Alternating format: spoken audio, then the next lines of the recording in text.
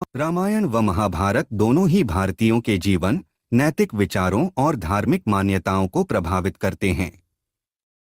अंतर यह है कि रामायण प्रधान रूप से अलंकृत काव्य के रूप में प्रस्तुत इतिहास है, जबकि महाभारत एक शुद्ध इतिहास ग्रंथ है। कहा जाता है भगवान शंकर ने सर्वप्रथम 100 करोड़ श्लोकों में राम भगवान के चरित्र का वर्णन किया था, चरिता रघुनाथस्य शतकोटि प्रविस्तरन्, जबकि महाभारत मूल रूप से जय संहिता थी। महाभारत के पहले ही श्लोक में ततो जयमुदीरयेत का उल्लेख होता है।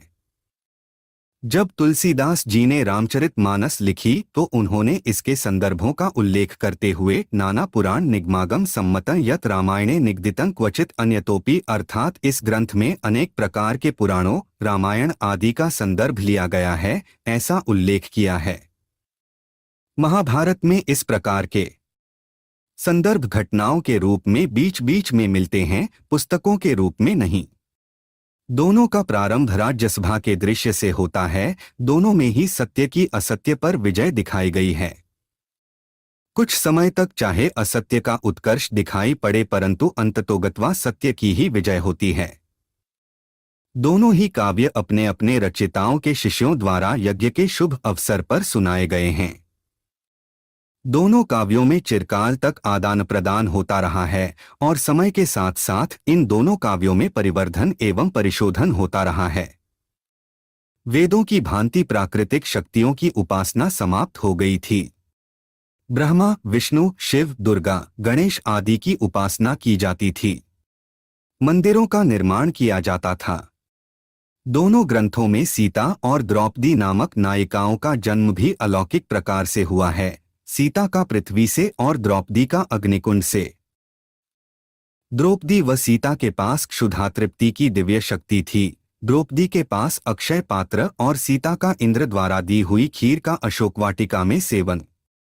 सीता स्वयंवर एवं द्रौपदी स्वयंवर में राम व अर्जुन द्वारा धनुर्विद्या का प्रदर्शन करने में, रावण द्वारा सीताहरण व द्रौपदी का जयद्रथ द्वारा हरण होने में, राम तथा पांडवों के वनवास में सीता व द्रौपदी के कारण महायुद्ध होने में, देवताओं द्वारा प्रदत्त दिव्यास्त्र प्राप्त करने में राम को सुग्रीव से तथा पांडवों की मत्स्यनरेश विराट से मित्रता होने जैसी बातों की समानता मिलती है।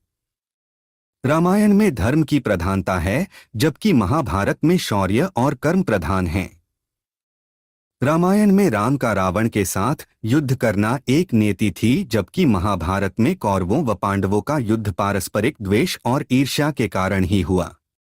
रामायण में सदाचार और नैतिकता का प्राधान्य है, जबकि महाभारत में राजनीति और कूटनीति का प्रधान है।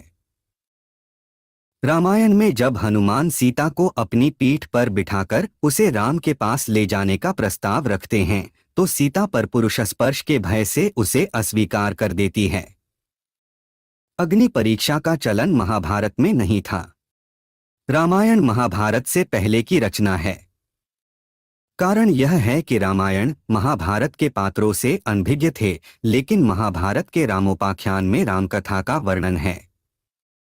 रामायण महाभारत की अपेक्षा बहुत ही लघु है। भाषा और शैली की दृष्टि से भी दोनों में साम्य है। दोनों काव्यों में शब्दावली एक जैसी है। ऐसा प्रतीत होता है कि महाभारत में विभिन्न विषय एक साथ रख दिए गए हों। रामायण एक ही कवि की रचना है, जबकि महाभारत पर अनेक कवियों की छाप है। इसीलिए रामायण की शैली में एकरूपता है और महाभारत की शैली में भिन्नता। दोनों ग्रंथों को नैतिकता और वैवाहिक विचारों में काफी मतभेद है। धार्मिक विश्वास और नैतिक नियमों में भी दोनों ग्रंथों में पर्याप्त अंतर है।